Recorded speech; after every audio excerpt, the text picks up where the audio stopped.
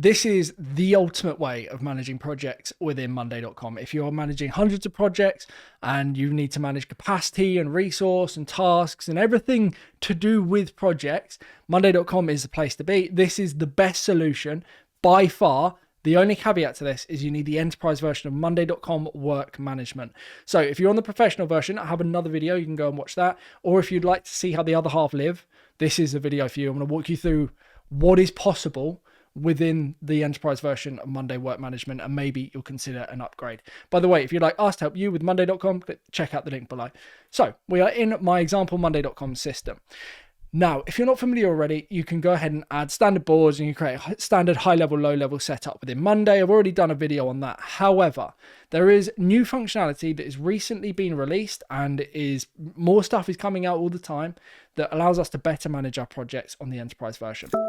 So if you press the plus button in the top left hand corner here, you can go ahead and we have these new options at the top called projects, portfolios, and the capacity manager. Now, these are the new features, and I'm going to be covering these in detail throughout this video. The first place I'm going to start is by creating a new project. So obviously, let's say a new client joins, or you've got new projects internally that you're running. This is the place that you would manage that particular project. So I've pressed the option. I'm going to set the project name as example project, just to keep things simple. I've then got the project template options. There is only one at the moment, so I'm just going to leave it as the standard project. And then you can decide your privacy options. So whether this is going to be a board that everyone has access to, or a private board where only select individuals can see the project and what's going on. It's entirely up to you. I'm going to leave it as main for the time being and just press continue. So you've got the project plan. These are two boards that are going to be set up on the creation or completion of this little form thing here. The other thing we have is the resource planner. Now, I would strongly suggest ticking this if you are looking to manage resource, capacity, what people are doing, when they're doing it. Leave this ticked. Now, if you don't want that, you can untick it, but for the purpose of this video, I will be covering the resource planner as well. So we're going to go ahead and press create project. And you will see here, magically, a new folder is being created in the top left-hand corner, the example project folder, and we have two new boards. Okay, we've got the example project, which is the project board where we would manage all of the items associated with our project, so the tasks that need to be done, things that need to be completed, etc., etc. And then we have the resource board, and I'll come on to that in a moment's time. But you can see here the standard default we have is planning, execution, and launch as the different groups. And then we've got the status, done, working on it, stuck, future steps, on hold. Those are the different status options. We have by default priority. We have a timeline per task as well. And we have dependencies. Now, if you're not familiar with dependencies, I'm not going to go into too much detail on this video on how to set them up, but needless to say, the dependency column comes set up as standard with the project's function that we're using here. And I can say that, let's say, task 2 is dependent on task 1 and task 3 is dependent on task 2. Now, also, Monday.com recently released a feature where you can have tasks dependent on each other from different boards. Not going to cover that in this video. We're getting too complex, but there's a lot of stuff possible. Now, we also have some other default columns. We've got duration. How many days is this particular task going to take? The planned effort, 12 hours, 22 hours. The effort spent, 8 hours, 20 hours. And then you have budget. So how much money is going to be invested in getting this particular task completed. And then obviously you get the total down the bottom here. And then you've got completion date as well. So what date was this particular task completed? Now, for whatever reason, the link to example project connection column is not loading or hasn't loaded. I've just hit the refresh. You can see it is working now. This is not something that you really need to worry about. There's nothing you can do to this. You can't change it. You can click into it, but it's kind of like background noise for the setup of this particular system. So you have all of these different options here. You can obviously go ahead and add new columns if you want to, if there's stuff that's more specific to the way you want to manage this particular project. My recommendation, and the pretty standard typical stuff, is I would change the group names to match the status process. So I'd have to do, doing, done, and then maybe like delayed or cancelled tasks, for example. I would have the status match those options, and then I would personally have another status option or a status column that has the type of task. So it might be planning, execution type. So planning type, execution type, launch type, for example, because then you can still group by, for example, you could group by the task type, but it's easier. And I'm more methodical in my thinking with the whole process steps, and you might be as well, that it's easier to just manage it. New tasks, active tasks, completed tasks, delayed tasks, cancelled tasks as the standard grouping within Monday. Okay, hopefully that makes sense. You've got, of course, you can add other columns. You've got standard views as well. Now the Gantt view, timeline view, other stuff I could go into in this video. I'm not going to cover it too much. There kind of be separate videos on my channel if you want to go and check them out. Some other things to note, we've got project health. So we're able to just update this project to say that, let's say this particular project is off track. And then I could give a note saying gone horribly wrong, which many projects typically do. And then you can publish the note if you want to. You don't necessarily have to if you don't want to. And I'll come on to why that's interesting later on in this video. I've also got the overview tab, and this will just give me an overview of the project. It gives me all of the information on the left-hand side. And then on the right-hand side, you've got the RAG status changes. You can see I've just added a portfolio. I've added a note associated with this project saying that the status has been changed to off track because it's gone horribly wrong. You can have you can choose to do this if you want. I can change this again from here as well and add more notes, and then that would update the status and the information associated with it as well. You can't change the column options on here, unfortunately. So if you're not using off track or at risk, on track, and project health being the default, bit unfortunate, not much I can really do about that. Monday might look to change that in the future. Fingers crossed that they do. Of course, everything else is changeable. And then you have the sub items functionality as standard as well. If you want to learn more about that, again, check out some other videos on my channel. But hopefully this just covers the standard example project setup within Monday. Okay, so this is the first step of this relatively long video. Sorry about that. So secondly, we have resource planner. Now, obviously we selected that when we created this template.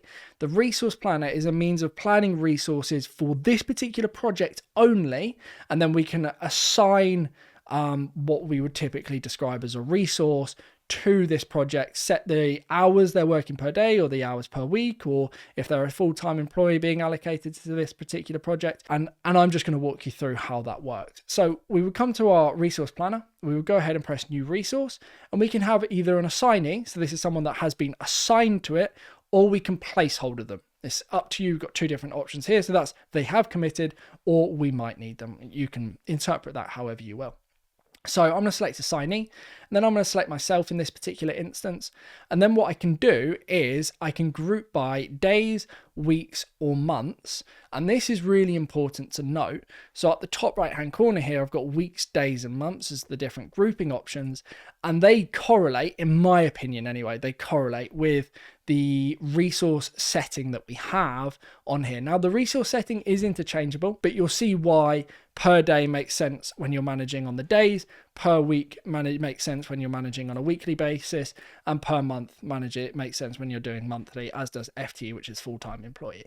Okay, so hours per day, if I just set this to days, what we can do is I can click into, let's say, when is that? I'm going to press today just so I know where we are. It's the Friday, the 16th of May, and I can add an allocation for myself here, and I can say effort is 4, and then you can see here the total and the effort, the hours per day is going to be 4. So I'm saying that on the Friday 16th, I'm going to be working on this particular example project. This is my resource planner. I can then go ahead and add another date if I wanted to. So maybe I'm working 8 hours on Saturday, which is remarkably unfortunate. And then let's say 8 hours again on Sunday. It's a bad weekend.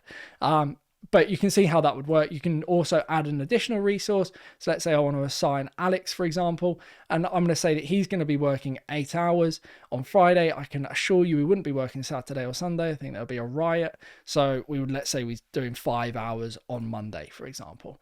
So you can see there, that's how it would work. And this is just your planning of resources. Now you can do per placeholder as well. So if you want to use the resource directory to add job roles, this is a whole new thing within Monday.com. I'm not going to cover it in too much detail.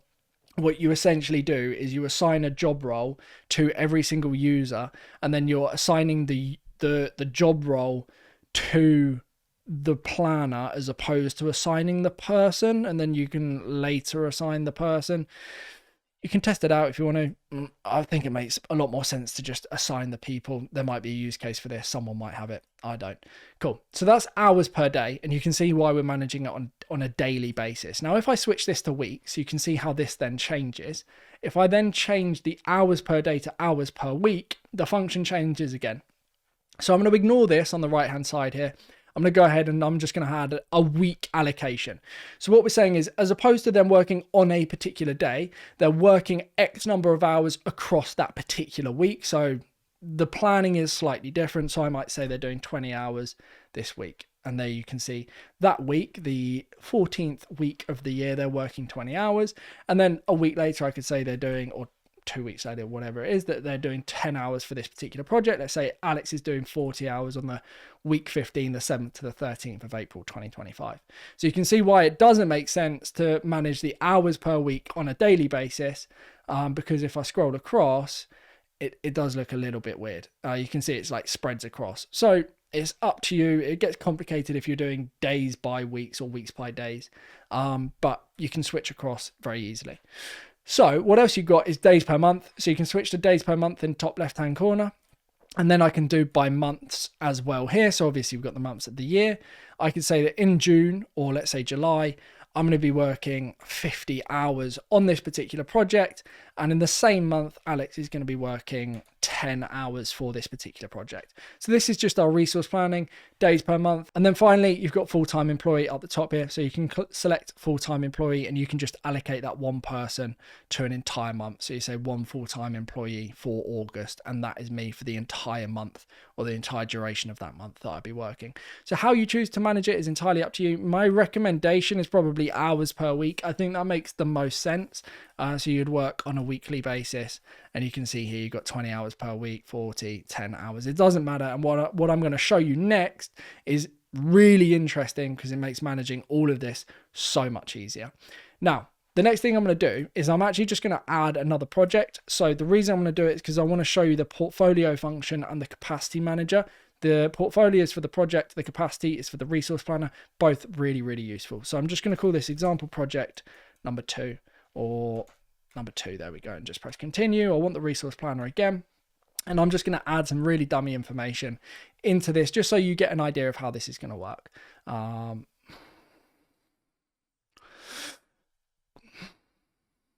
Cool. So I'm just adding some new resources. I'm just going to assign myself and I'm going to assign Alex again.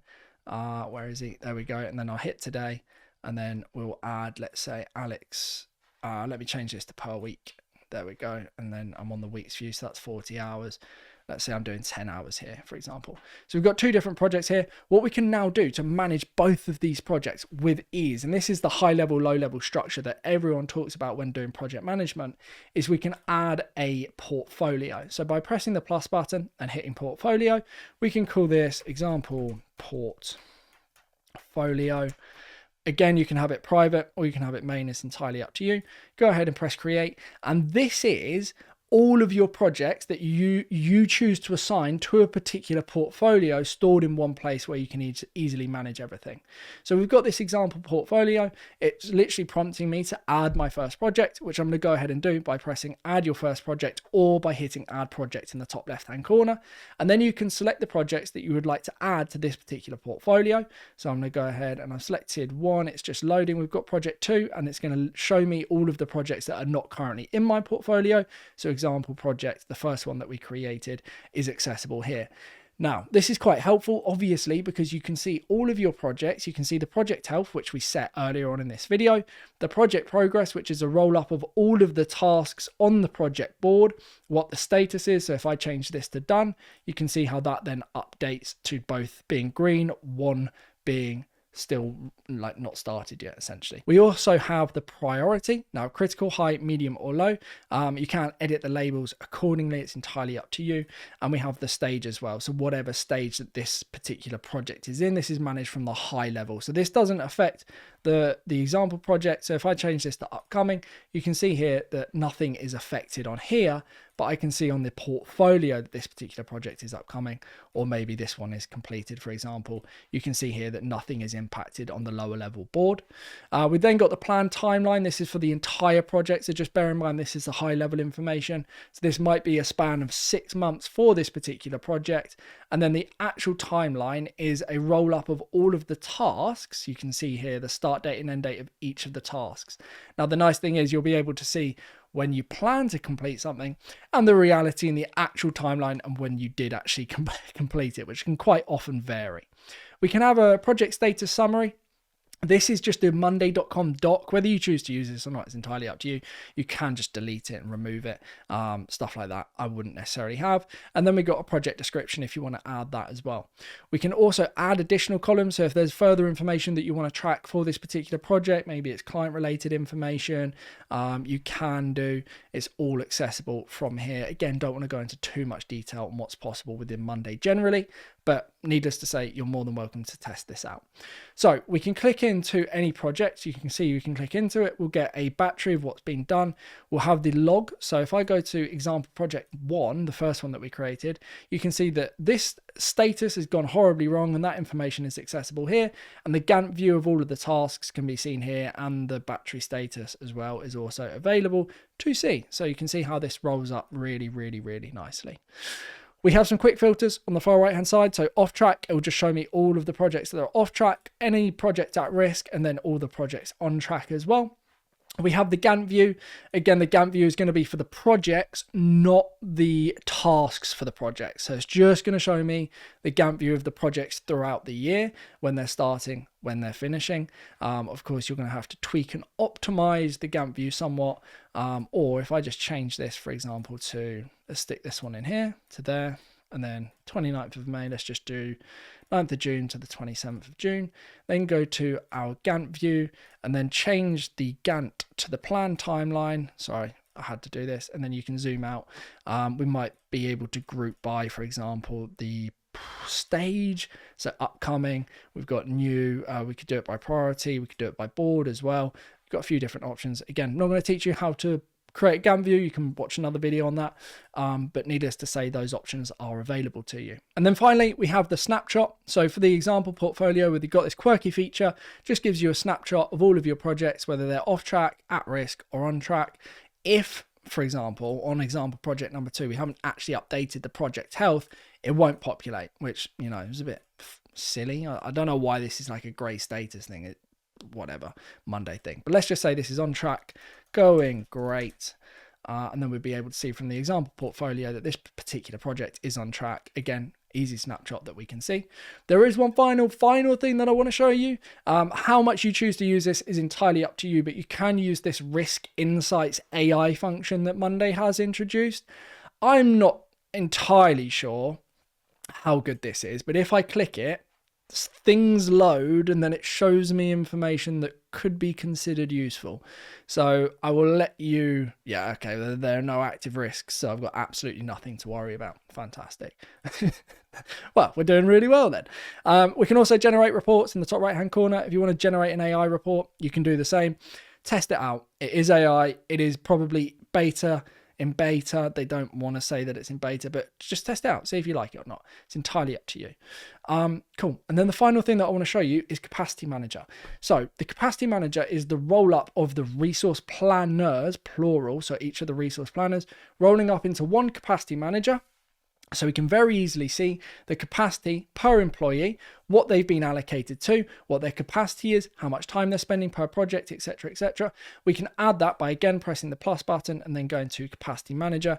I'm just going to call this again example Capacity City Manager, and then, you know, privacy options. We've been through that. I'm going to leave it as main for the time being. Hit create. And then what we're going to do is I'm just going to reposition this. Sorry, I clicked out that. I'll reposition this just below my portfolio because it is kind of like this is a high level, but this is a high level for the resource planner, not for the example, the actual project information. So when you come to the example Capacity Manager or create one, It's going to ask you to connect the planners. So you can do that by pressing connect planners, top left-hand corner, and then I'm going to select both of these that we created, hence why I added some additional dummy information to the secondary project that we created. And you can see here really nicely that that information rolls up really, really well. You've got you can group it by project, so view by projects. What I would personally do is probably view by people. So I can see Alex, he's got a bad week this week, but I've got an absolute shocker when it comes to capacity in July. That doesn't look like a fun month at all. So you can see, you know, if they're underutilized, which is where the dark blue is small and the light blue is large, where it's red, they're overutilized, and the optimal is to get them to the 40 out of 45 hour work week. Okay, 45 hours is pushing it a little bit, but you get the gist, right? You can switch it from hours per day, hours per week, hours per month. We kind of went over that in the other resource planner that we were walking through.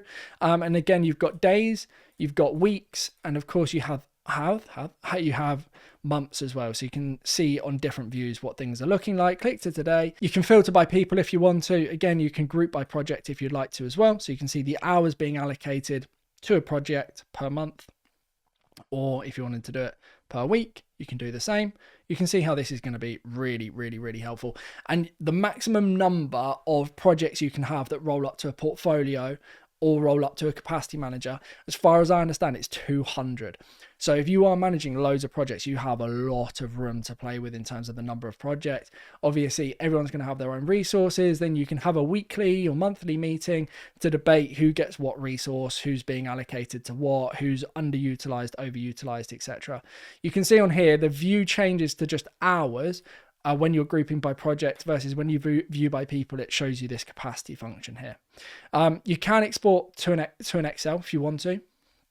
How good that is, test it out again, just see if it's worth doing or not. But one thing that is pertinent to note on the capacity manager, which is identical to the resource management widget, the standard one in the professional version of Monday, is if you hit the cog, what you can do is either the work schedule that's set by the person themselves, so connects work schedule to calculate each person's daily capacity, that can be set by them, and that's defined by your monday.com profile. Alternatively, you can set custom. So if I want to have a weekly blanket capacity, I could just say 40. Or, and you can see that those weeks where I'm working 40 hours, we've got the blue tick to say that I'm perfectly efficient in my work, which is highly improbable, but you know. Or we can edit the capacity per person or per team. So I can edit and say, untick the apply default max capacity to everyone. And let's say I am having, I'm doing less work for whatever reason, and I'm only working 20 hours a week, and then this is 40. Bear in mind, this is on a weekly basis, and then just hit done. You can see how this would then change to say, you know, I'm working 8 hours in my 20 hours, and then this one 14, and then this one I'm only meant to be working 20 hours and I'm working 80. So that's some serious overtime. So that's quite useful, or you can just switch back to your work schedule. It's entirely up to you.